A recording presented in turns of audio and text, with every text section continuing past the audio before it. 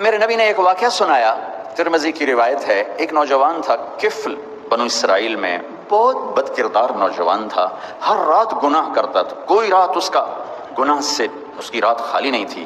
ایک رات ایک لڑکی کو 60 دینار پر لے کر آیا۔ 60 دینار آج کا کوئی 10 لاکھ روپیہ بنتا ہے سونے کی قیمت کے لحاظ سے پاکستان۔ جب وہ کمرے میں تنہا ہوا تو دیکھا وہ بچی رو رہی تھی، تو کفل نے کہا کیوں رو رہی ہو؟ میں تو زبردستی نہیں لایا۔ تو اس نے روتے ہوئے کہا کفل میں طوائف نہیں عزت دار ہوں، مجھے بھوک نے یہاں پہنچایا ہے۔ جب مالدار لوگ زکوٰۃ نہیں دیتے تو غریبوں کی بیٹیاں طوائف بن جاتی، ان کی عزتیں نیلام ہو جاتی۔ عزتوں کے خریدار اسی طرح میاں صاحب رہتے ہیں، سیٹھ صاحب رہتے ہیں، چودھری صاحب رہتے ہیں، اور بیٹیوں کے ماتھے پہ طوائف کا داغ لگ جاتا ہے۔ گھنگرو بندھانے والے اسی طرح چودھری صاحب ہیں، گھنگرو باندھنے والی طوائف بن گئی۔